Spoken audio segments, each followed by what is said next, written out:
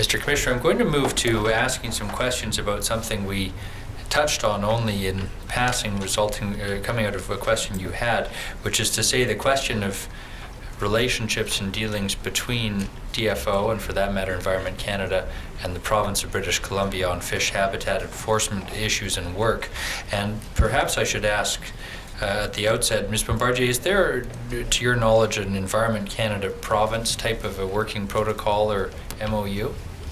There is, I believe, a draft. I'm not sure if it's finalized, but a formal agreement between the emergencies group of Environment Canada, so between Environment Canada and the province of BC for notifications of releases. This is to basically implement the new regulations on the disposal out of normal course of event under 38.4, Section 38.4 of the Fisheries Act. The public regulatees, and 38.4 applies to those who own or have control of a deleterious substance. They need to report to Environment Canada releases under Section 38.4, so that agreement implements that provision through those regulations that are about to come into force. Mr. Nelson, maybe I can start with you for this question. Could you describe at a general level what is the province's role in dealing with fish habitat enforcement issues, and how closely do your fishery officers in the province and in the region work with their provincial counterparts? There is an MOU between province and DFO on dealing with fisheries habitat matters, and it essentially means that if there are a fish habitat issue in waters where there are not anadromous fish, in other words no salmon, a lake where there is only trout as an example, that will be a provincial matter. And as far as how closely we work with, that varies throughout the region. In small office locations where there's one or two officers and one or two conservation officers, they rely heavily on each other and work very closely together. In larger centers like in Vancouver here, not as much so. But I'd say overall at the field level, the working relationship between the conservation officers and fishery officers is very good. And you referred to an MOU. I wonder, Mr. Bissett, if you could please bring up number 8 on our list, which is already an exhibit. I understand it's exhibit 653.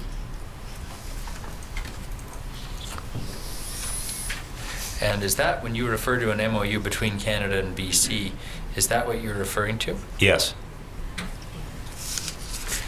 That document refers to a director-level committee that would meet on compliance and enforcement issues. To your knowledge, is there such a committee that's active presently? Not a committee per se. I have met with my counterpart with the Conservation Officer Service, but as far as habitat staff and province, I'm not sure. Do you have a view on, or could you tell us from your point of view, how actively used is this agreement? How current is it, or is it not current? I'd have to look at the signature on it.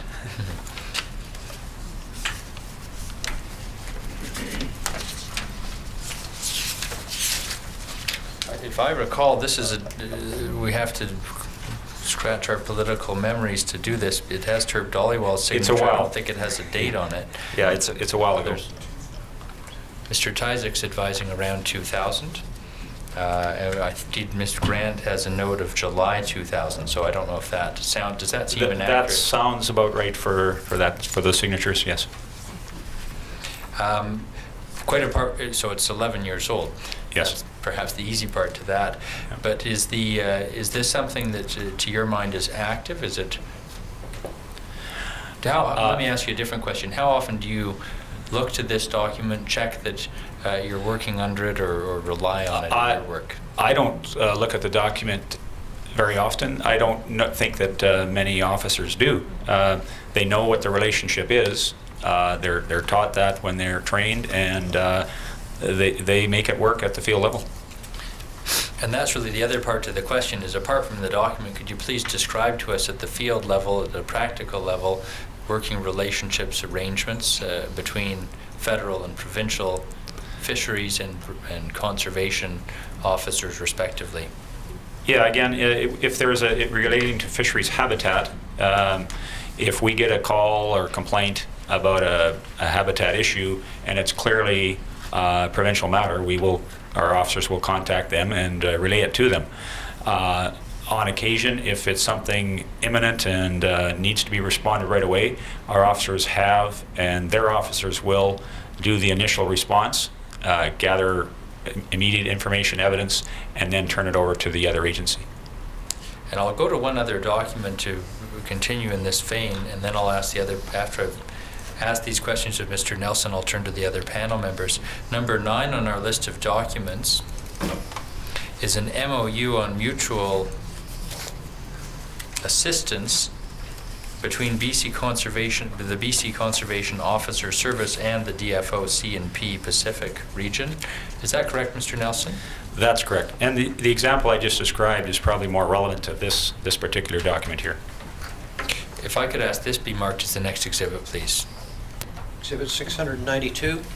I'm sorry, you said the example you just described is more relevant to this document. Could you explain that, please? Yes, like conservation officers taking the initial response in some cases for DFO and vice versa.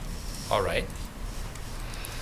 And a similar type of question, how much or how often do you or do your officers look to this document in your work? Again, I don't know how often officers refer to this. This one is more relevant as far as I'm concerned. It's more regional in nature, and it's one that I'm aware of. I can't answer for how much all the officers know about it. Okay. Other than they're following the principles of it, and I don't hear anything otherwise. Ms. Bombardier, I asked you about the agreements part to this with respect to Environment Canada enforcement and provincial counterparts, but stepping back from documents at a practical level, do you have any comments or any description you can give us of the working arrangements between Environment Canada enforcement and provincial BC conservation officers? I'm not familiar with how it's working at the field level in terms of there's no formal arrangements or agreements between enforcement branch and the province of BC for enforcement purposes. As I said, there's one at the departmental level for responses to spills.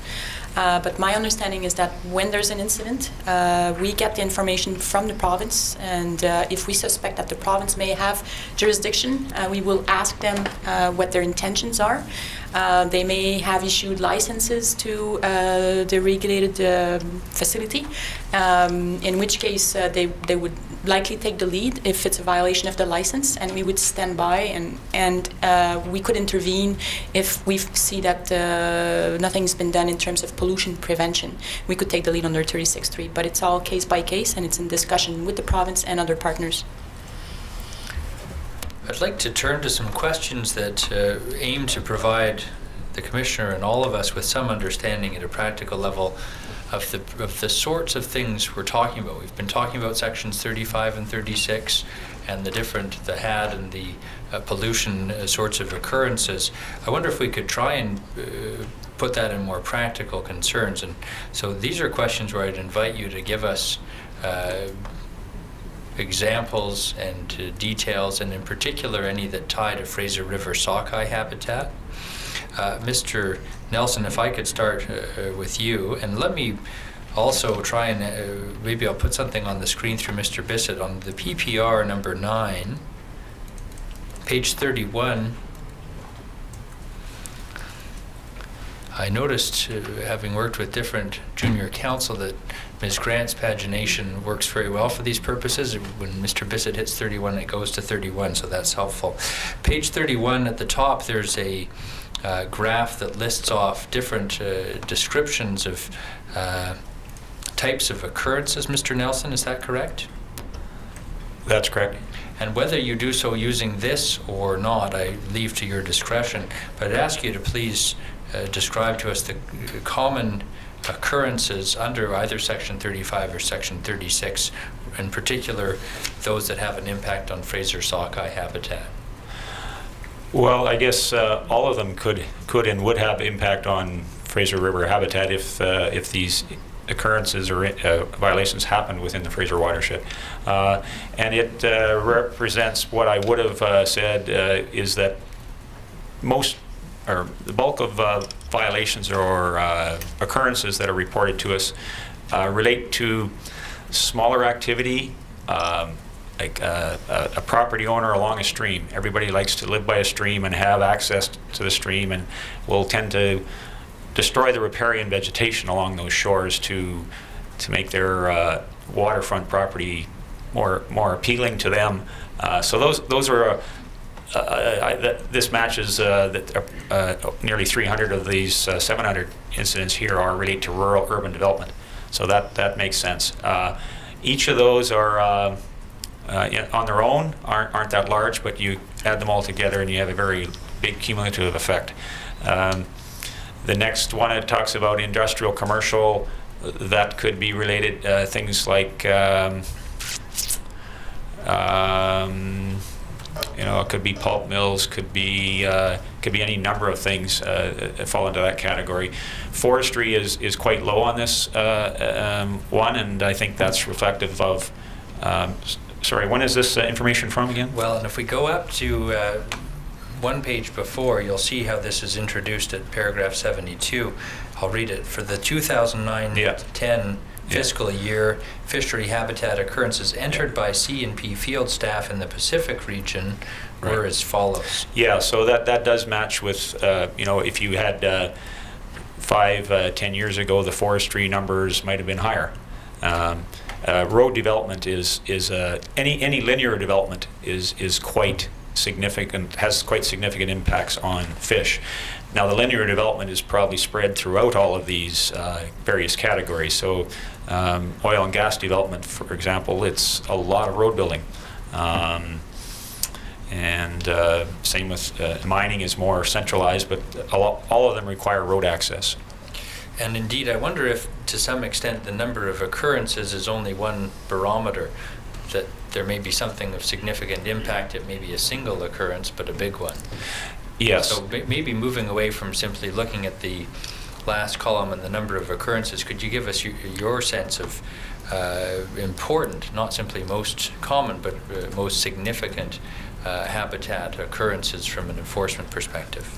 Well, in my experience, they range from a wheelbarrow full of grass clippings into a creek to the largest one I've been involved in was a hydro dam facility that resulted in a total destruction of about 30-40 kilometers of a salmon-bearing stream. So that's the largest case that I've ever dealt with. It was very significant damage. Ms. Bombardier and Mr. Steele, I'll put to you the same sort of a question to provide your understanding, appreciating that you're both from headquarters and I'm asking a BC or Fraser River sockeye perspective. Is that a question you're in a position to give a sense of, or does that take us beyond your familiarity? Well, in terms of 36.3 issues, what we've observed, and that's not particular to BC, but across the country, agriculture is definitely an issue. So that's non-point source pollution, so cows and streams, it's a violation of 36.3. We have taken action in some cases in that respect. Aquaculture is also the use of pesticides, could be a violation of 36.3, although Health Canada has jurisdiction over the pesticides. So there are other departments that have a role to play in there. Industrial commercial includes things like on the BC coast, fishing lodges, boat haul cleaning activities in a marine environment, so contaminants. Sometimes boat is contaminated with oil, it goes in the water, 36.3 issues there. Industries that are not regulated by regulation, so we have pulp and paper mills, we have mining facilities that are not covered by the regulation because they were in activity before the regulations came into force, so those are subject to 36.3, so we look at those as well. Metal mining, of course, I think there's two in the BC area, in the Fraser River, that have effluent into the Fraser rivers or tributaries. Oil and gas is also another area that may have 36.3. Recreational, it's all dependent on the type of activity, but if there's an accident and there's a spill of a product or substance that could be deleterious, it would trigger 36.3. And transportation spills from vessels, that's another area. But again, Transport Canada would have a role to play if it's a ship. Mr. Nelson, is there a particular type of occurrence or case that is more or less likely to lead to eventual investigation and or prosecution? A type that's more or less, not that I can think of offhand. I mean, obviously, if it's impacting fish habitat, it's near water. But I'm not sure I understand the question. The question, to pick up on the chart, for example, are cases involving road work more likely to lead to an eventual charge than, for example, I don't know, a foreshore development in a recreational lake setting? Not necessarily. You don't know how significant it is until you go have a look at it.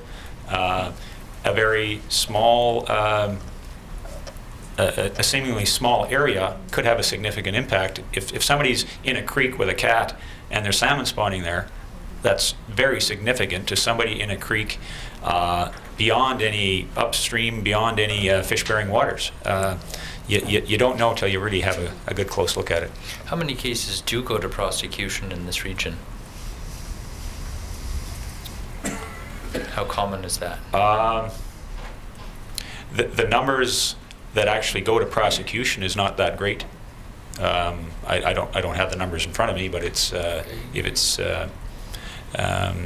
I think looking at information from, there's a graph that is in the documents that I think can speak to this better than I can off the top. Okay, and we'll try to pull that up, and then I'll bring that to your attention a little later on if I can. Yeah. Can I respond to this? Yes. For 36.3? The public focus is often on prosecutions, but under Fisheries Act, as we have under CEPA, we have a toolbox. So a series of tools at the disposal of our officers. Prosecution is only one of them, and it's the most stringent measure that we can take because it involves legal procedures. Under the compliance and enforcement policy for Fisheries Act, the approach is more of an escalating approach. So depending on their circumstances, warning letters could be issued that may have significant deterrence effect, depending on the circumstances. Inspectors' directions is another tool that our fisheries inspectors use, and those have been quite effective in achieving deterrence and achieving a good environmental outcome, because it does sometimes involve significant investments from the regulatee to take action to prevent or stop a release. So inspectors' direction are very effective. Ministerial orders as well, although we haven't used them too much. But so prosecutions is the most strict measure, and we try to use other tools before we go there, because it's a lengthy trial. It's also fairly costly. And the compliance and enforcement policy has specific circumstances where prosecution will be used, if it's a deliberate release, if there's obstruction. So those are types of circumstances that will lead to prosecution, but it's not always the best or most effective tool to achieve compliance. Mr. Steele, does the DFO have a similar sort of toolbox or a similar sort of view of the role of prosecutions among the different responses? Yes, we do. I would say it's consistent with what Ms. Bombardier has described. The compliance enforcement policy applies. It was developed jointly by the two departments, DOE and ourselves. And as she's described, generally the approach that's common to both departments, prosecution would be more or less the last resort when other options under the continuum are either not likely to succeed or have not been successful. They've been tried and not been successful. So prosecution would be sort of the far end of the continuum in terms of the actions available to us. And why is it a last resort? Well, again, because I guess at the end of the day, the objective is to achieve compliance.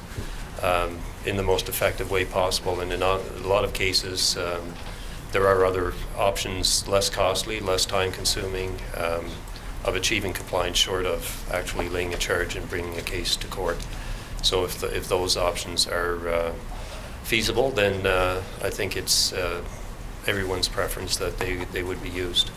Balancing compliance, promotion, and things like compliance, perhaps compliance monitoring, other approaches to this than a pure enforcement type of a response.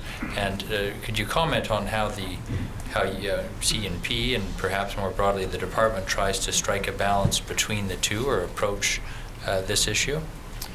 Well, speaking for the C&P organization, we did a national review of our program a few years ago and came up with what we called a 3-tier approach to achieving compliance. The review was titled actually the Compliance Review, recognizing that at the end of the day, the compliance is the end goal, not enforcement if necessary, but at the end of the day, the key objective is to achieve compliance in the best way possible. So what we came up with at the end of the day was a sort of a 3-tier approach to doing that. Tier 2 being sort of the traditional methods that we use for enforcement activities on the fishery side, as well as habitat enforcement, regular patrols, that kind of thing, including warnings and prosecutions and all of that, what that entails. The Tier 1 type activities, which we had been somewhat involved in up until then, and that refers to things like, as we spoke about earlier, public relations activities, stewardship, working with communities and user groups on a more proactive type basis, trying to prevent problems down the road, educate and stewardship activities, that kind of thing. All of that came under what we termed Pillar 1, and as Mr. Nelson referred to earlier, he said that in Pacific region, I think there's a general target of 10% of fishery officer time is sort of the overall objective in terms of activities related to Pillar 1, and that's a national approach that we've taken with the program across the country.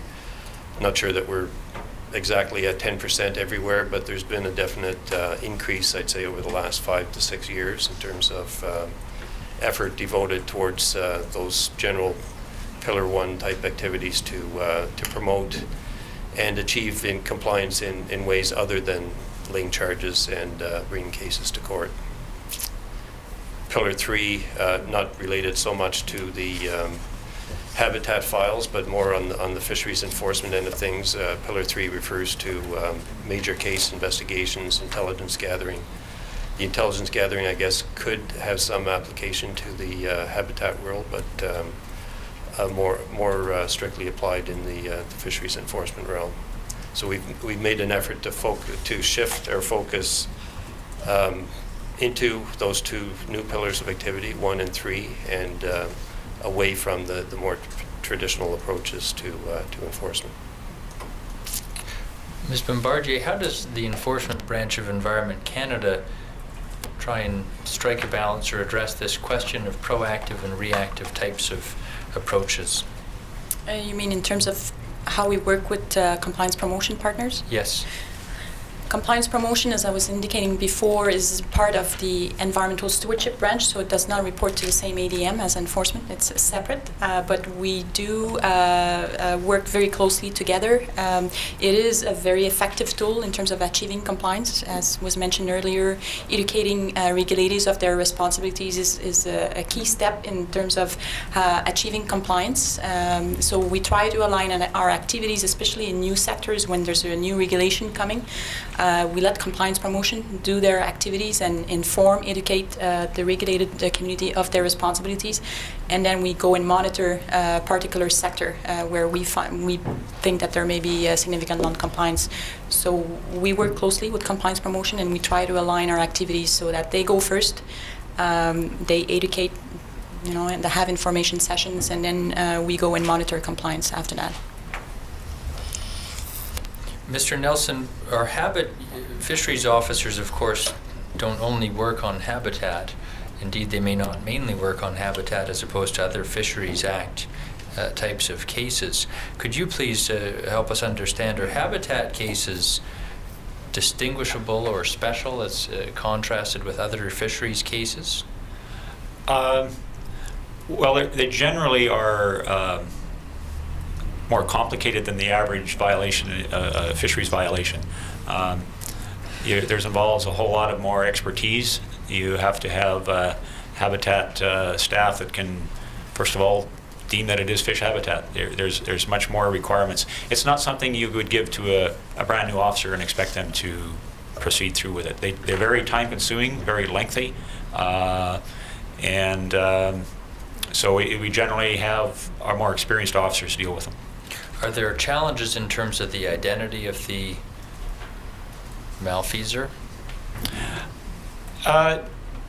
Not always. I guess in larger cases, yes, there can be. You can have a company that you think, okay, they're responsible for this logging operation per se, but there could be a subcontractor who's running some equipment, another contractor running something else. So there's generally more parties involved in a habitat violation.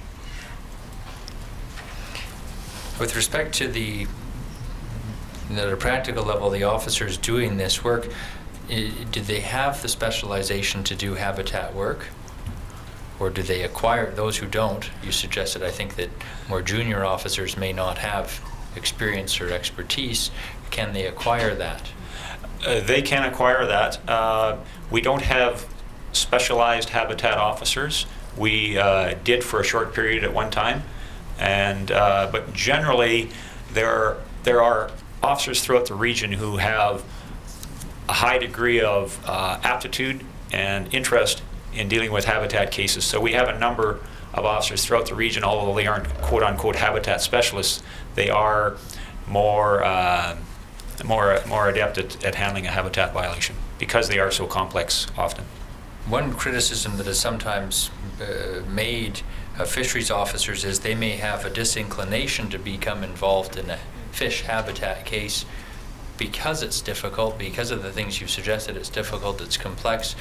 For an individual officer, it may take that officer outside the realm of their ordinary experience or their more conventional fishing enforcement type of work. Could you comment on that concern and whether that's a problem? I don't think it's a problem as far as officers. They will develop expertise on a number of different topics. But every officer is capable and to assist in any type of violation, whatever it may be. We don't have specialists of any kind. So I wouldn't say there's a concern that they might not want to get involved. Although obviously there are staff who need to be directed sometimes to do investigations that they may not be interested in. They are very time consuming and take a lot of work. So there are occasional staff who are reluctant to take them on, absolutely. Mr. Steele or Ms. Bombardier, anything to add on this point? I'll take your silence as a no, and that's just fine. Let me move to a document to frame the next set of questions, if you will. Mr. Bissett, number 10 on our list of documents. You'll recognize this, I think, all of you, as the Compliance and Enforcement Policy. And perhaps, Ms. Bombardier, if I might start with you, could you please identify and describe for us what this document is?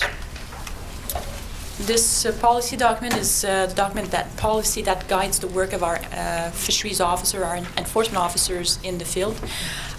So it talks about the principles of how we do our work. Enforcement is one of the compliance measure. There's also compliance promotion activities. So again, it doesn't only cover enforcement, it covers other aspects of departmental responsibilities under Section 36.3 and the regulations. And am I right to say this, although I think if we scroll down even further, we may see the Environment Canada logo at the bottom left, but that this is in fact a jointly developed policy, jointly developed by DFO and Environment Canada? Yes, that's my understanding. If I could ask this be marked as the next exhibit, please. Exhibit 693. Am I right to say this is an important policy and that it provides significant guidance to this day. Ms. Bombardier? Yes, it is. Mr. Steele, could you comment on that? Yes, I would agree with that. It is a policy that was jointly developed by the two departments. It's still valid, and it is more or less the go-to document if people wanted to refer to a compliance policy type framework document. This is it for the habitat related activities. I wonder, and I'm not suggesting this is the case, but we've heard evidence about EPMP, the Environmental Modernization, I may get this a bit wrong, process. I've already lost at least one letter there. But the EPMP initiative from 2004, or 2005, and whether that sort of a change with respect to the compliance regime, has that had any effect on the relevance or continued applicability of this policy? I wouldn't say it impacts directly on the policy. At the same time, it probably would be a good idea to do a thorough review of the current policy to make sure that it at least makes reference to that particular initiative. But without having done that thorough review, I think most, if not all, of what's currently here would still apply. But it would be useful, I think, to do that review, to make updates as required, to make reference to the EPMP initiative. But for the most part, this is at a high enough level, it's sort of guiding principles. Roles and responsibilities, I guess, might be one section that could be reviewed in light of the EPMP, but the range of activities and responses that are available, that probably wouldn't change so much. So generally speaking, I think the policy still applies, still valid, but would probably benefit from a review in light of EPMP and adjustment if required. Is there any review underway to your knowledge? Not to my knowledge at the moment. Okay. Ms. Bombardier? Not to my knowledge either. And I wonder if I could ask Mr. Bissett to please go to page 26 of the document itself. I don't know if that'll align with the ringtail number on the screen. So it should be 6 pages down from there, please.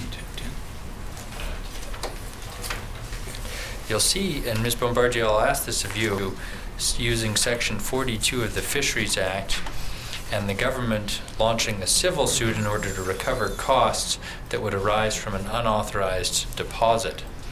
And I'm interested to learn, is that, it exists under Section 42, but the question I have is that a measure that is used much or at all, to your knowledge? To my knowledge, it has not been used, but again, my experience only dates till 2006, so it may have been used in the past, but according to my knowledge, it hasn't been used, at least recently. Mr. Steele, I don't know if there's anything along these lines in terms of a sort of cost recovery civil suit response that the DFO, CNP uses in the course of enforcement work? No, I'm not aware of it being used either. If I might move to tab 11 on our list of exhibits, please.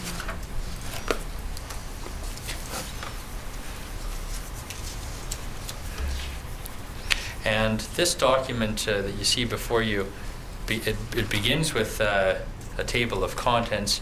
You'll then see on the second page it's entitled The National Enforcement Policy for Conservation and Protection. I'll note just for the record, this is also described at paragraph 92 of the Policy and Practice Report number 9. I don't need you to go there, Mr. Bissett. Mr. Steele, could you please describe for us what exactly this document is?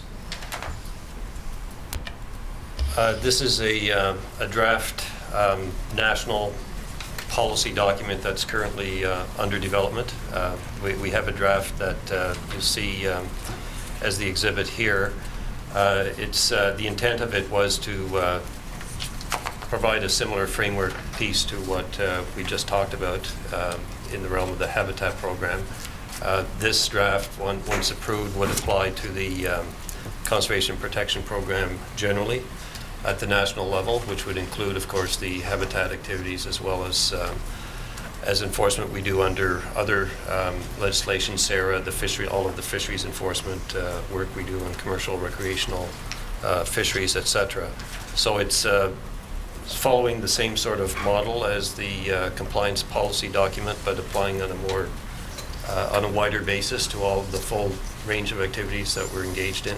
And it was something that some work had been done on some years ago, but never came to a conclusion, was never formally approved. So we've recently resurrected that project and did some updating and redrafting, et cetera, to bring it up to date. And it's currently, it's being reviewed currently by our legal services unit. And it's out with our regional directors for comment as well. And we're hoping to bring it to conclusion and have it signed off sometime in the next few weeks or months, sometime in the near future at least. Before I forget to do this, I wonder, Mr. Registrar, if this might be marked as the next exhibit? Exhibit 694. When you say that this document has been provided out for comment and is in the process, so to speak, is it this, I don't know if you can say, and I don't know if I need you to do a forensic examination, but is this the draft, is this the version of the document that is out for consideration at this point? I believe it is, yes. And I don't see a date, but I haven't studied this in enough detail, or maybe I've overlooked it. Can you comment on when this dates to? Or is this the most recent version? I can't say for certainty, but I'm quite sure that it's the most recent version. In terms of dates, it would be, I believe, 2 to 3 months ago that it was produced. And assuming that this document is ultimately finalized, what will it accomplish? What use will it be put to? Well, it will fill a gap that's been identified in terms of C&P policies and procedures that are available nationally. There was an audit done, an internal audit done on our program in 2009, I believe, that we may refer to later. I think there's documentation in the binders on that. But one of the shortcomings that they identified was a lack of national policy direction from the C&P office in Ottawa. I'm not sure if they made a specific reference to this particular policy, but it's been a gap that we've identified for some time. Most other enforcement agencies would have a document like this to point to.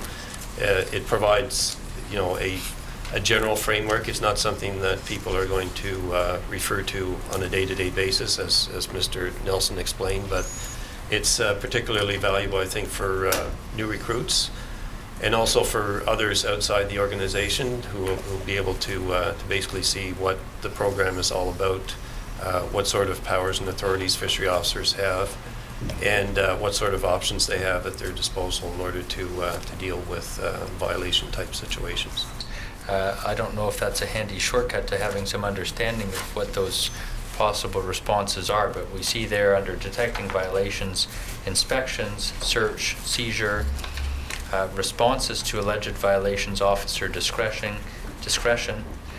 and then under choosing an enforcement response, and I'll list them off: consistency in enforcement, incidents involving children and young persons, warnings, ticketing, alternative measures or restorative justice, prosecutions, appearance notice, arrest.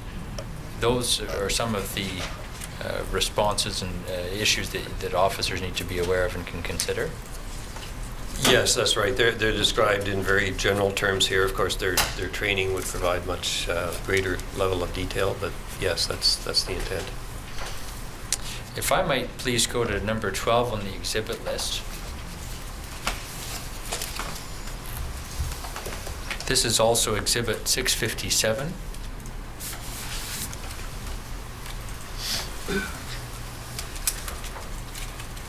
Mr. Steele, perhaps I'll continue asking you these questions.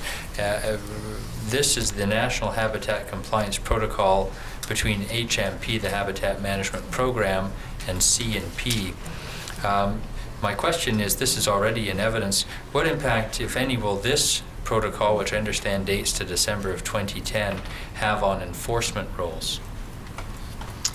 Well, we're hoping that it will help to clarify respective roles and responsibilities between ourselves and Habitat staff. It's this document is an updated version of a previously existing protocol that was signed in 2007. And when the initial protocol was signed, it was for a duration of, it was in effect for 2 years, or at least there were provisions for it to be reviewed and updated after 2 years. So that was done. It took a bit longer than 2 years, but it was completed in late 2010, and was signed off at that point and distributed out to staff. But the general intent is to describe clearly the respective roles and responsibilities of our officers in relation to Habitat staff at the working level. And Mr. Bissett, page 7, if you might, and I think that'll indeed give us the signatures and the date stamps beside the respective signatories, including your name, Mr. Steele, there I see. Yes, that's right. As well as the acting Senior Assistant Deputy Minister for Ecosystems and Fisheries Management, David Balfour, and Director General Ecosystems Management, Steve Burgess. Is that correct? That's right.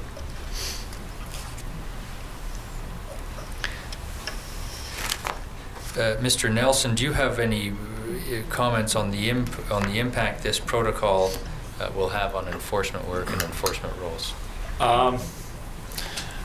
Well, it will have an impact on what officers do. We have to. I had an initial meeting with my counterpart in Regional Director of Habitat because there are a few sections in here that raise questions that I have to understand what the direction we're going to give is. As an example, the 5.3.1 refers to Habitat staff taking the lead in developing and delivering of habitat compliance monitoring activities. Well, habitat compliance monitoring activities have been the role of CNP. So we'll have to define what they're going to be doing. Also, the inspectors' powers for habitat staff have been removed with this, and that's a significant change from before.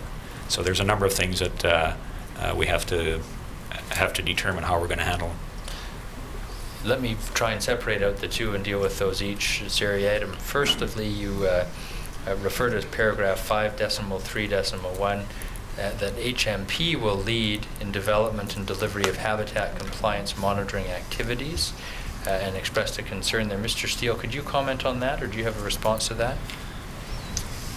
Well, I think the intent, what's referred to here as habitat compliance monitoring activities, is referring to the new program that was, I believe, discussed earlier this week, possibly yesterday, the new habitat compliance program that was brought into place as part of the EPMP initiative. And if I can just clarify that I'm understanding or guessing correctly, is that the habitat compliance modernization, which is the 6th element to the EPMP?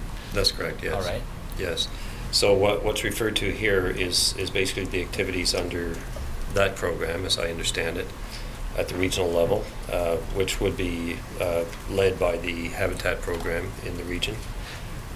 It wasn't intended to mean that fishery officers would not have a role in habitat compliance monitoring, but for the activities of that particular program, I believe they're actually titled Habitat Compliance Monitors.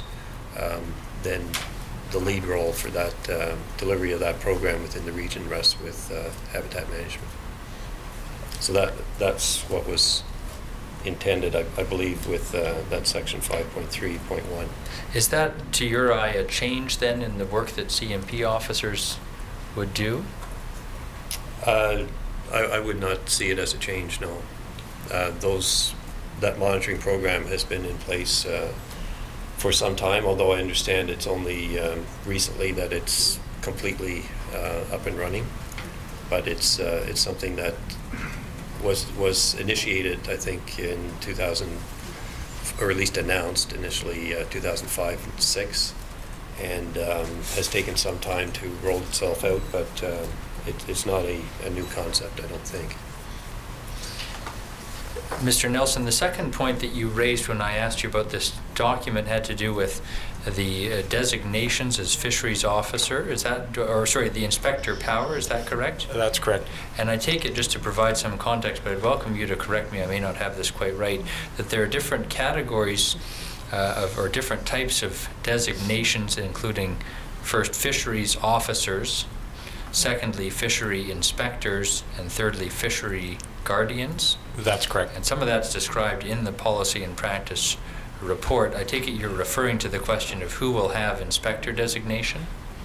Yes, well, it's clear who will have inspector direction, but it raises some concerns. And tell me more, please, about those concerns. Prior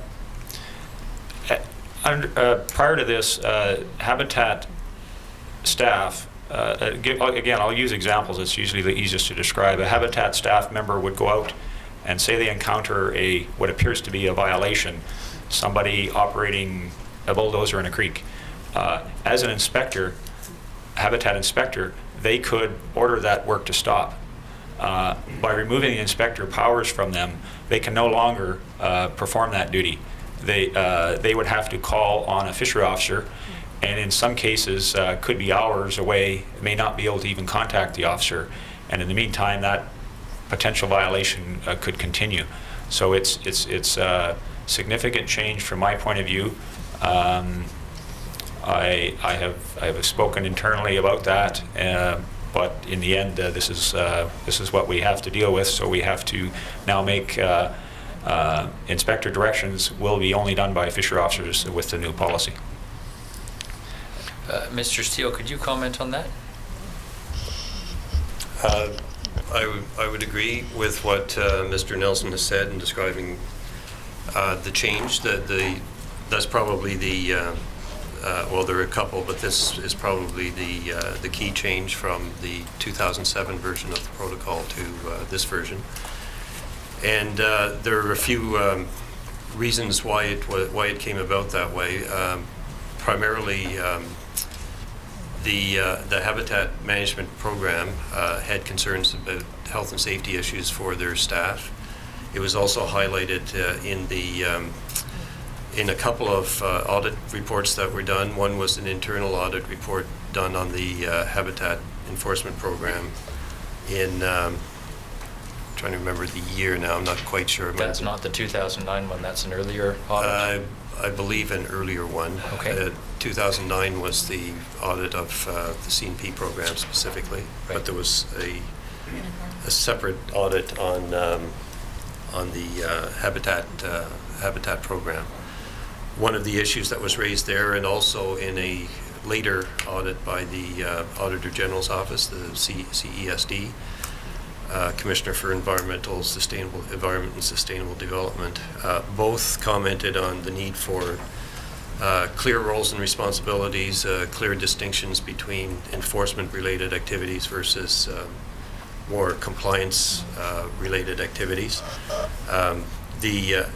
I'm not sure if both audits did, but certainly the internal one, I'm sure, commented on the fact that there were health and safety concerns for Habitat staff engaged in what they saw as enforcement-related activities, basically activities aimed at compelling compliance. And under that category, they included issuance of inspectors' directions. Is the concern there that an individual, let's say, I don't know if I have this right, but is the concern that a fish biologist who doesn't have the training to act in a more enforcement type of a mode, if you will, may be put in a difficult position or an unsafe position if they're issuing inspectors' directives? Is that your understanding of the concern? That was the concern expressed to us, yes. Yeah. It was, as I mentioned, it came forward in the audit reports, or at least one of the two, maybe both, and that point was picked up upon by the Habitat Management managers at the Ottawa level, who took the position basically that they didn't want their staff involved in enforcement-related activities. They took the health and safety issues seriously, And the solution that they put forward to that was to basically remove the inspector authority from their staff and to have the arrangement that Mr. Nelson described, basically where they would have to call upon a fishery officer to do the actual delivery of an inspector's direction. They would still be involved in the front-end work, the preparation, the actual drafting of the direction. They would assist CNP with that role, but when it came to actual execution or delivery of the direction, then that would be a CNP responsibility, and that's how the protocol ended up being written.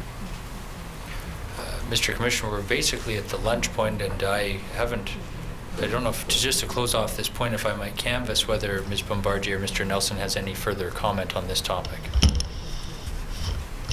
Yeah, health and safety, of course, of staff has to be paramount, and the public. When I inquired into this, the concern for health and safety, I was told, came from an incident in Central and Arctic region. And I contacted my counterpart, and they said, in his view, it was an overreaction by a habitat person. So there was one incident that I'm aware of that this change occurred on. And I'm also, regarding if that is indeed the concern that health and safety for habitat staff is there, it's still going to be there when they have guardian status and show up on some of the same sites. So it's a difficult line to walk as to who's doing compliance work and who's not. And there is a section in here relates to the habitat staff will be the people who will determine what risk before calling CNP. That's determining the risk to habitat, but they won't be able to assess the risk to health and safety without visiting the site and knowing who's on site and perhaps looking into the background of these people. So if the concern is truly about health and safety and related to the inspector status, in my view, the concern is still going to be there when as guardians. Mr. Commissioner, I may indeed have a further question, so I wonder if we could move to lunch break, and I'll ask that afterwards. How much longer do you think you'll be, Mr.? Indeed, Mr. Commissioner is going to advise. I expect I may be much of today, and that Mr. Taylor after me may or may not be on his feet towards the end of today.